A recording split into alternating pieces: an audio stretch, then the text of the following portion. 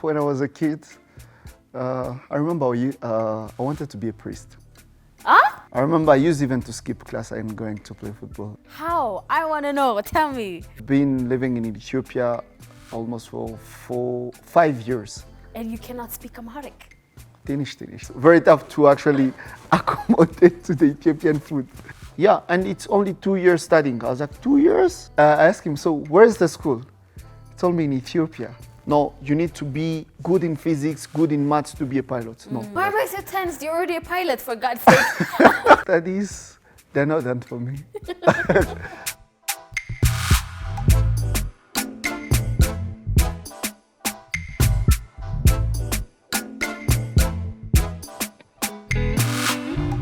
This is My Africa Show, and we're back on our coffee time with an amazing guest. Today, the guest that I brought to you guys to have this conversation is a very young, energetic, and the story, the path that he went through to get where he is today is very fascinating. So today I'll be having an amazing conversation and stay with the one and only Chris, Pilot Chris.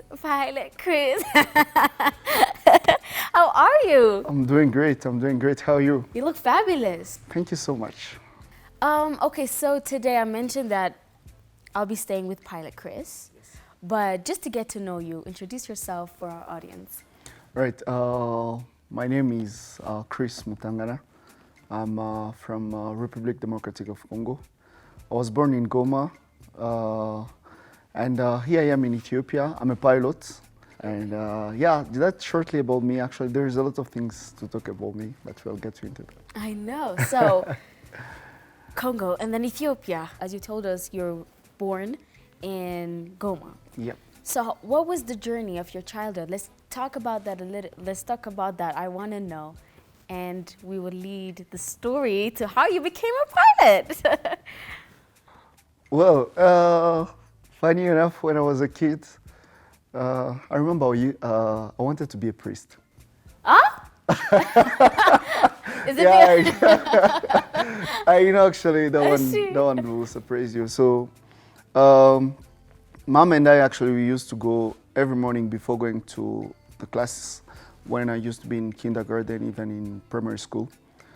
We used to go in the morning church, and after church, I will go to school. So that was a dream until I was 14 years old. Yes. What happened? What happened? You're like, maybe. No, actually, the more you grow up, the more you realize that probably actually what you have been thinking about before wasn't meant for you. So you grow developing other passions. When I finished my primary school, I went to secondary school.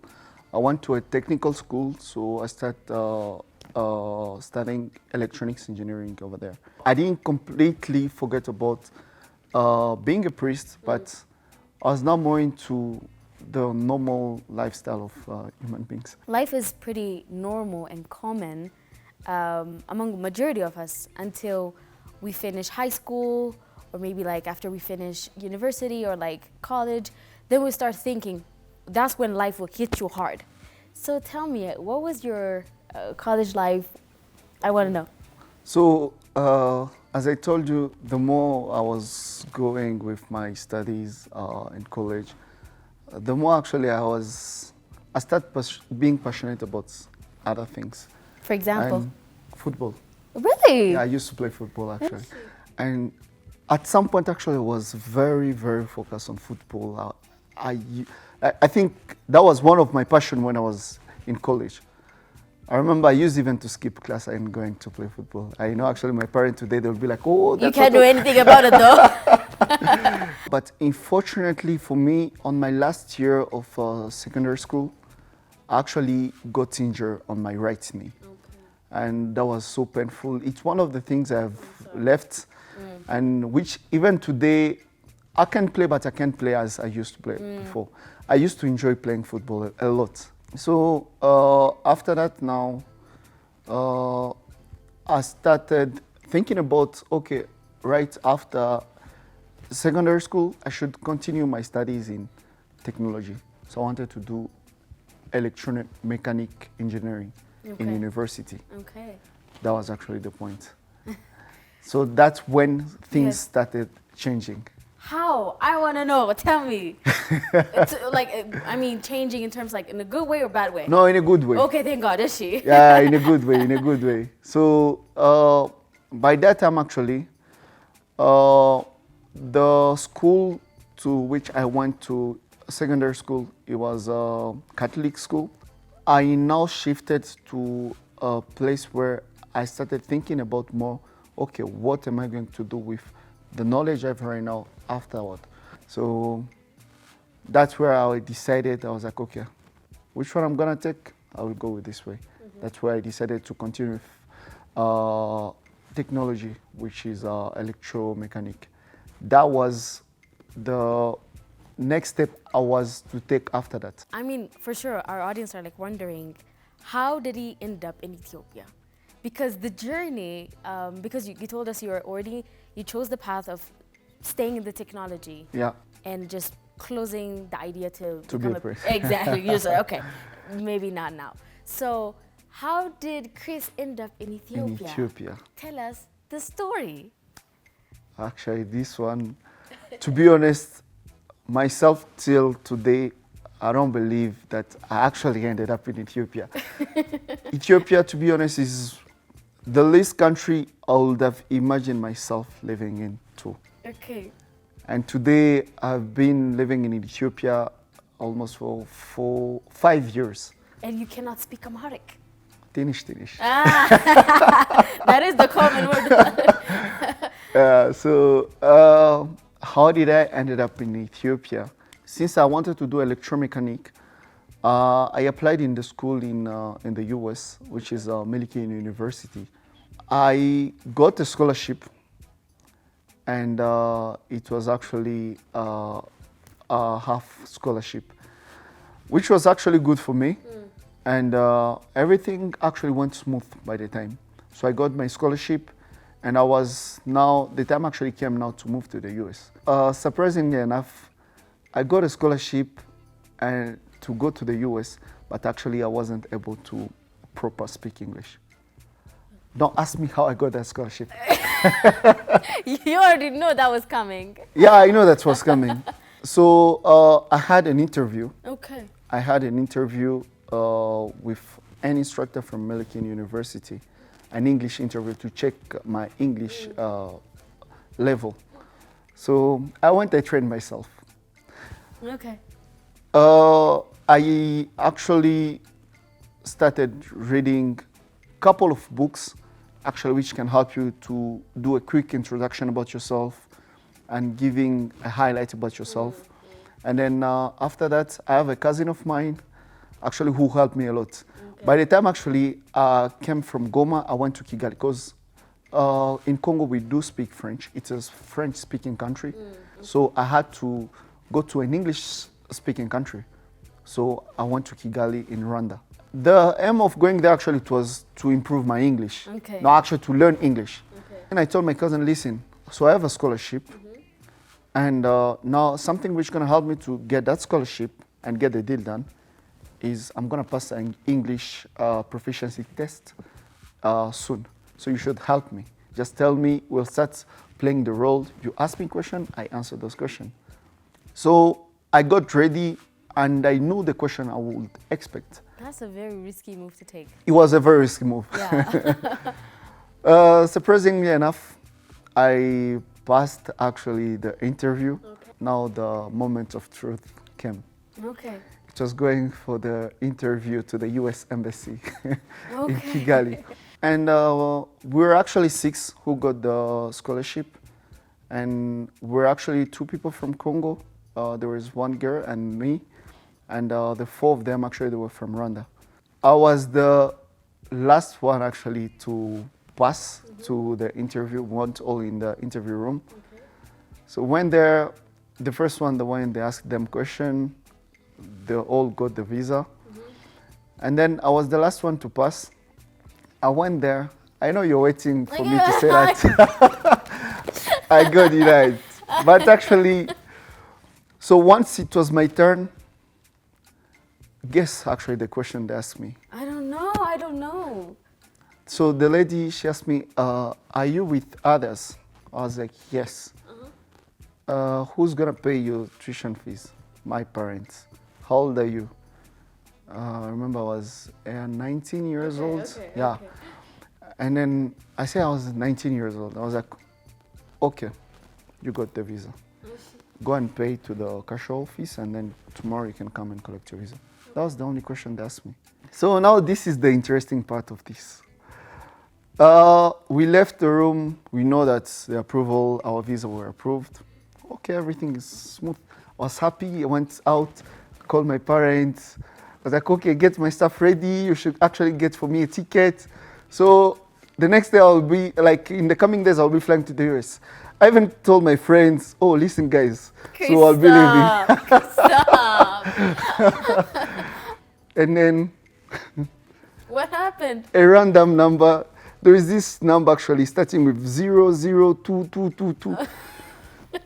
I saw the number. I don't like the number. And then I told my cousin, I was like, Kevin, check this number, please.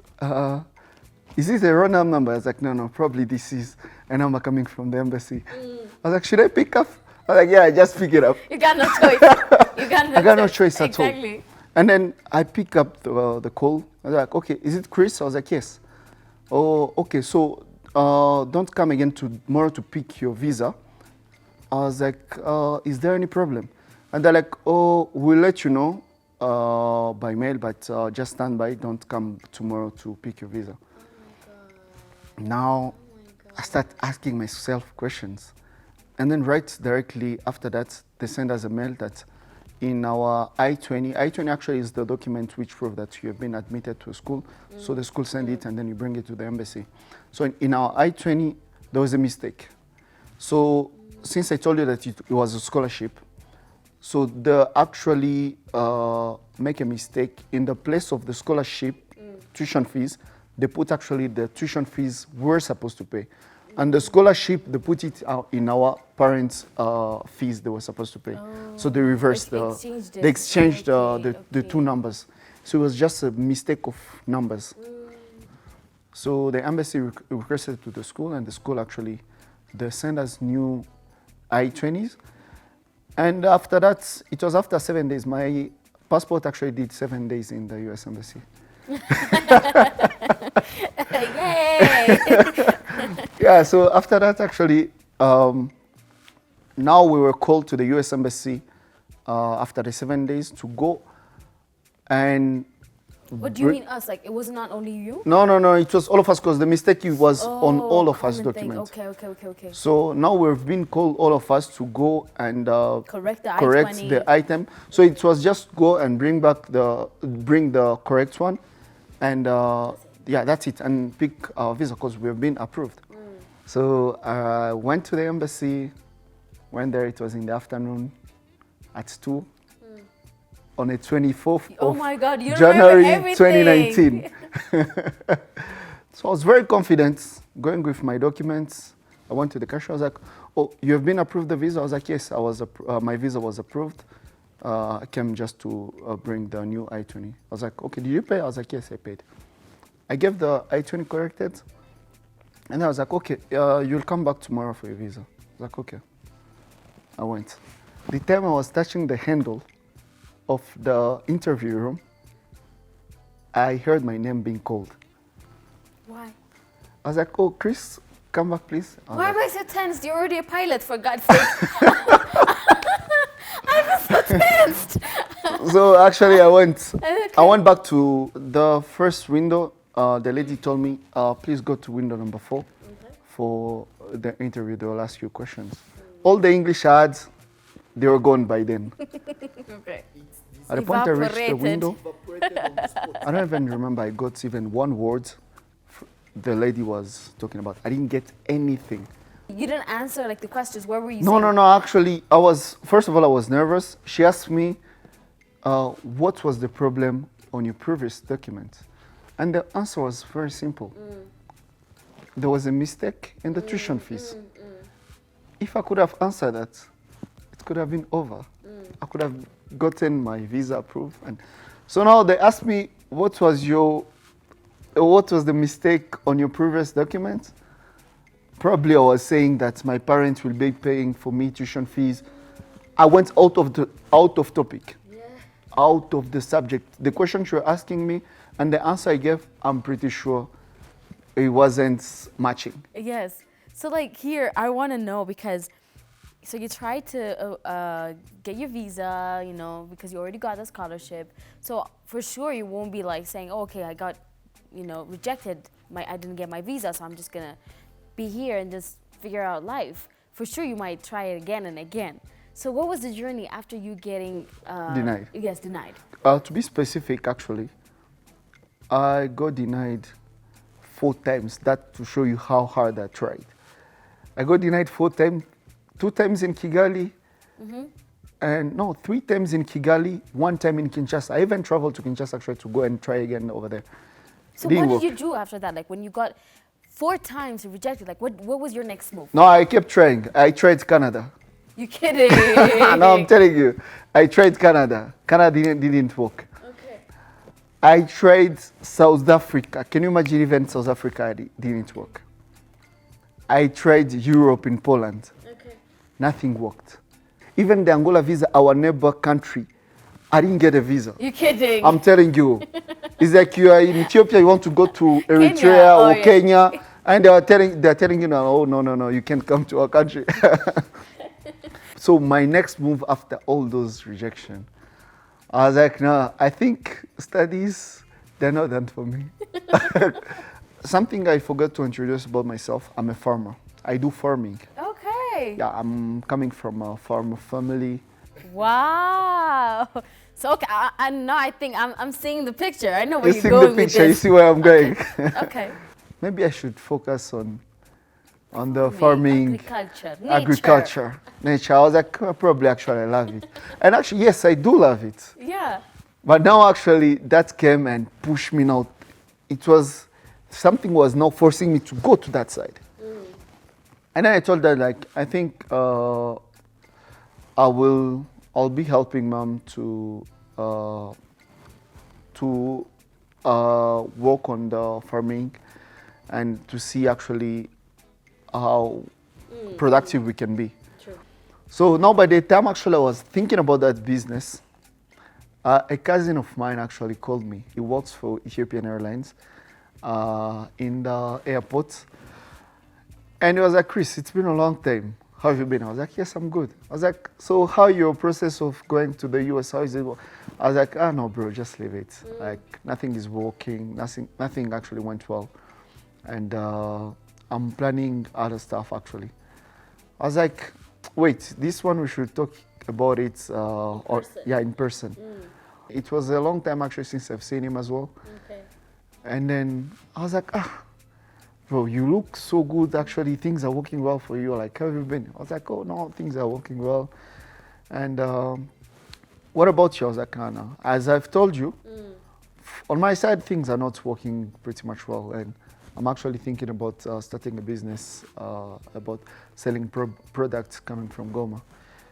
I was like, you're about to go to the US to do electromechanical engineering. I was like, yes. I was like, since you're into mechanical stuff, what do you think doing aircraft maintenance? Because he was in aviation already. So he knows. He knows, actually. Yes, yes. I was like, aviation maintenance, I don't think I can do it. I was like, actually, let me explain to you. So he went to details. I was like, listen, now there are less aviation technicians, engineers, and especially in Congo. If you go and study aviation maintenance and come back here, you'll be among those rare people actually who are qualified on the job. You'll get a nice job, nice salary, and and it's only 2 years studying. I was like, 2 years? No, since actually, this whole process of visas, it took me almost 1 year and a half. So I lost 1 year and a half. Yes. So now getting actually a field which required me 2 years, I was like, yes, I've lost 1 year. So going to study for 2 years Won't hurt. won't hurt. Exactly. So I went at home. That was the first thing I told Dad. And that's the time I noticed that my dad actually was tired of seeing me every day there. Anything which could Take you out of the household. yes, would have taken it. So I explained to him and I was like, where's the school? No. One thing I've forgotten. Okay. Now my cousin, I asked him, so where's the school? He told me in Ethiopia. Where is Ethiopia first? But where is Ethiopia? Where is Ethiopia first? Now you're And living then here. I went to, Addis Ababa. I checked the city of Addis Ababa. That time actually there was a lot of war going on in Ethiopia. I typed Ethiopia, I see war. And I was like, bro, you like, love me, my cousin. are you for real? Someone who is looking forward to go and study in the US, and then you're telling him to go and study in Ethiopia. So the time actually I discussed with my dad actually agreed. And I was like, So you decided? yeah, we actually decided by that night, I was like, if actually that's a good option, I was like, do they require a visa? I was like, oh no, apparently the school is in charge with the visa and everything. I was like, okay, if there is no stresses of visas, just go and study You're and do your traumatized studies. by visas. I was traumatized, I'm telling you. That's how we now came from there and me coming to Ethiopia. The process went so smooth, very smooth, until I came to Addis Ababa. Life in Ethiopia. So how you arrived at Addis, what was your first impression? How did the class go? Like, you finished the course. Yeah. And then after that, what happened? What was your experience once you arrived here?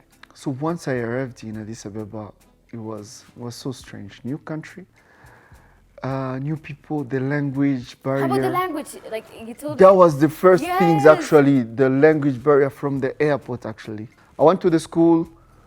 I found the school actually, it's if you don't love aviation and you come to Ethiopian Airlines Aviation Academy, you probably want to be a pilot as well. It's such an environment which push you by force actually to love what you're doing. I had a roommate, he was coming from Tanzania, who could speak very good English, Okay. little Swahili. He could speak Swahili, but our Swahili, it's a bit different. And we could communicate, but the only thing I was looking for is to improve my English. True. So that was a good chance for you. That was a good chance for me. True. My roommate was passionate. I wasn't passionate. The fact that he was passionate, actually, Yes, it's contagious. it's very contagious. It's very contagious. So I also start loving aviation.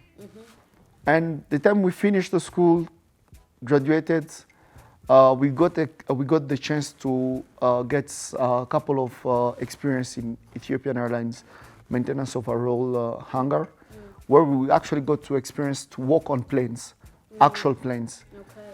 So go now from the school to that environment of professional environment, being in contact with all those planes every day, being in the cockpit, going check this machine here and there. Why can't I Now fly actually I was this? like, I think actually I can fly this. Why not only? I'm not only gonna fix it, I'm gonna fly it. Now actually I wanted now to go further and to fly those planes. Perfect. Okay. Then what happened? By then actually Ethiopian Airlines wasn't taking self-sponsored pilot training. So now I had to think about the next move. So I went to Kenya. So before going to Kenya, You actually, travel, okay? yeah, I traveled. A month actually before leaving, I heard that no, they start taking self-sponsored trainees. Okay. So I went, I applied, and I was to go and do now the medical check. So for the medical check, when you're about to be a pilot, actually, the first thing they check is your eyes. They make sure that you have a 20 by 20 vision. I don't think I have a hope then. Really? Yes, I have a. Can you read this? Oh, I think that too. Is that too?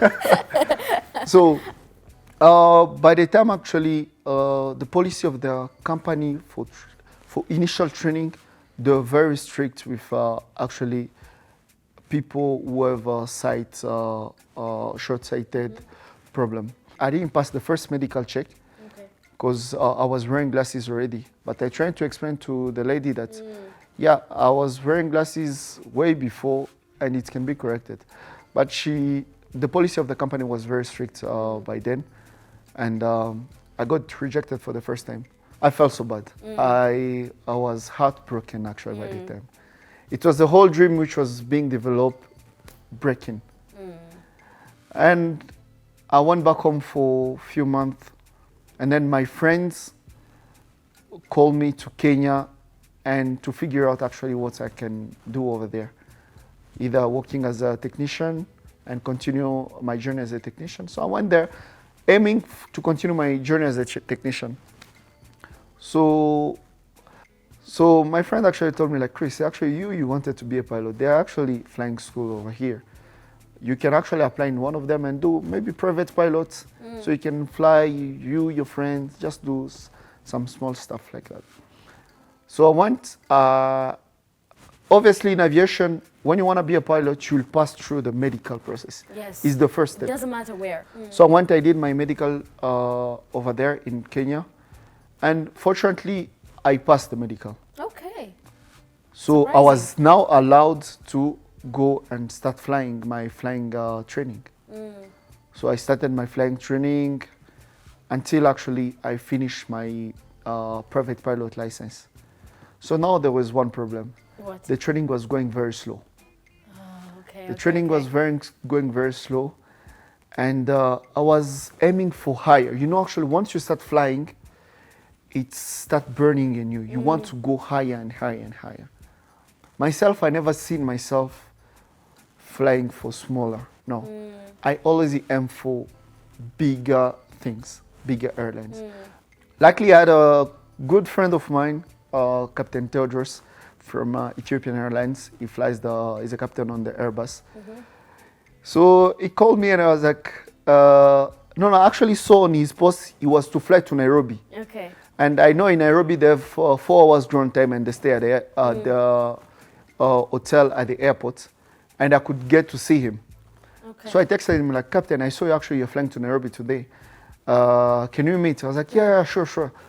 And then he told me that he's gonna let me know when he lands. So I went to the airport. We met. Okay. It was such a great feeling meeting him. He's such an inspiration for many young pilots and young generation who are inspired to be pilots. He's a very, very great man. And having that conversation that day, it's one of the things actually which helped me to be where I am today. How? I believe if we didn't have that conversation that Tell day, me about the conversation. if we didn't have that conversation that day, I wouldn't be here. He actually convinced me to try again. He asked me, like, how is the training going? I was like, oh, Captain, it's going well, but, you know, we have lack of plane here, and the training is going pretty much slow. And comparing to the goal I have, I don't think actually here is the proper place actually which can help me to achieve my goal. So now he told me actually, you know, actually, it's, you know, nowadays they've implemented the regulation actually, which used to be way before, like when you're wearing glasses, you can be a pilot now. Now, if your vision can be corrected, which is actually in most of the regulation in the world, if your vision can be corrected by glasses, you can be a pilot. That's the time actually I actually started thinking about coming back here. But it was a very, very tough decision to take because I was very comfortable now in Kenya. And now it was time to me to leave whatever I've built in Kenya. And so you have to close that to file. close that file and come back again here. As a man, you should take risk. And I remember. So you didn't talk to anyone? Did you ask for advice? No. I did actually ask to anyone. I did ask to a friend of mine. And you packed your things, catch the first flight to Ethiopia. So now, you know what I did? I didn't tell anybody else that I was coming back to Ethiopia. What do you mean? Like, as in your friends? Like my friends, even actually my house in Kenya, I just took my 2 suitcases. I left everything intact. I told a close friend of mine over there that I'll be moving. I'm going to Ethiopia. Just keep my house safe. And once everything is confirmed and settled over there, I'll tell you, you will just conclude the agreement with owner of the house. But even the owner of the house didn't know that I was leaving to not coming back. So I actually left Kenya and people know that I wasn't coming back. So I came here. I was admitted. I want to do my medical. It was the moment of truth. And fortunately, I passed the medical that day. Yay! After passing the medical, I was like, Thank God. thank God. Now you can sell the house. You can you can rent the house. First thing I called Dad, I was like, okay, I passed the medical. Now everything is okay. I called my friend in Kenya. I was like, oh, now you can close the house. You can call the owner and explain him and things. Exactly. I called my friend, and then we started class. We started class. Was great, very nice journey. In Ethiopian Aviation Academy, they don't train you to be a normal pilot. They train you to be a professional pilot, an airline pilot. So they take you from normal standard to higher standard. Regarding discipline, regarding the composure, regarding the aircraft and the technology actually which are in those aircraft we are flying, you get to fly advanced aircraft way before on your training. So you learn being a professional pilot. And they develop you that character of being disciplined, being organized. And now we finish the training, and as I always say, God has always a better plan for you. It's one of the things I've learned from my story about being consistent, and always want to aim for something which is very, very big. Exactly. Yeah, so now that's how we finish the training, and yes, And now you're officially a pilot.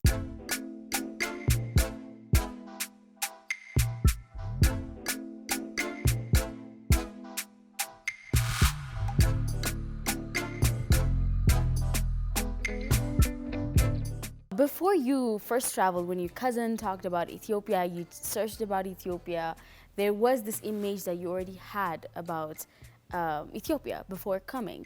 And now you have lived here for like almost 4 years, right? Or more than 4 years? Yeah, more than 4 years. More than 4 years. And you know ትንሽ አማርኛ? Yeah, ትንሽ.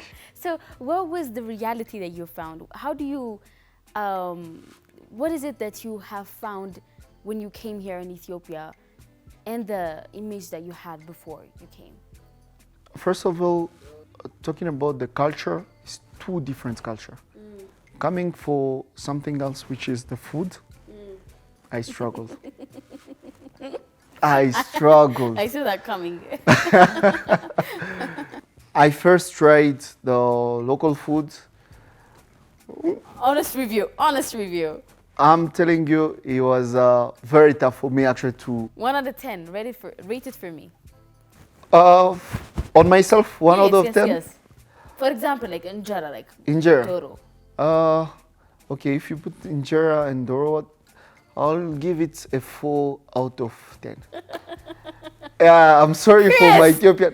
I really love my Ethiopian friend and the Ethiopian culture, but myself actually was very tough to actually accommodate to the Ethiopian food. Oh wow! No, I understand. Yeah. I understand. No, it was very tough. The combination was not combining. The combination wasn't combining. So yeah, thank you, Chris. It was such a lovely conversation. Like really, I really enjoyed it, and I hope whoever's watching this show feel inspired to take the step, to be consistent, as you said, to have faith, to know what they want, to go bigger, higher. So as we are about to conclude this episode, if there's anything else that you would love to say, maybe for the youngsters that wants to become a pilot or wants to get into the aviation or maybe just pursue their passion, what is it that you have to say as a person that got rejected 4 times? I'm kidding, just your final words. Yeah, what I can tell to anyone actually who really want to be in this industry, which is aviation, first of all, you need to be very consistent. You need to be very consistent, you need to be disciplined, and you need to know where you want to be. It's gonna matter very much when you start your training, if you really know where you want to be in the future, who is the person you want to be. And the key factor of, if I'm being specific, being a pilot, is about discipline. It's one of the fields which actually will require you to give more than what you're supposed to give. You'll have sleepless nights, early morning flights, and tons of documents you should read.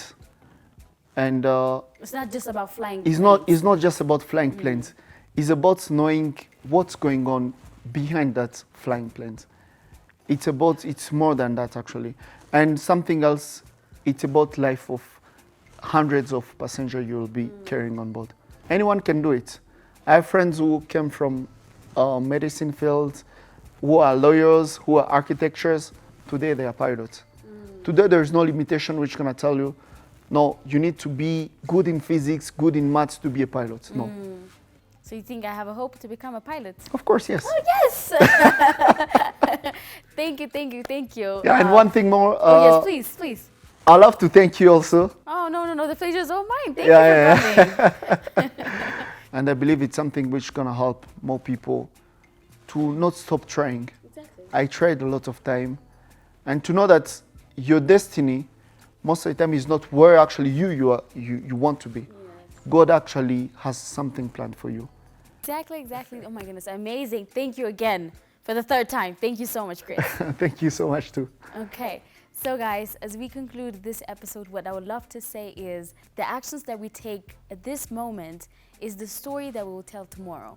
So let's understand that whatever we do counts and will create the identity that will help us sustain the dream that we want to live. So let's be smart and let's understand it's only one life that we have, and let's go try, let's apply for that job, let's take that course, let's take that step and become the person that we want to become. And I guess this story, today's episode has inspired you to look forward in your profession, in your work, in your career, in your personal life. And I hope you guys enjoyed. Thank you so much for staying with us. I'll see you guys next week. But till then, goodbye.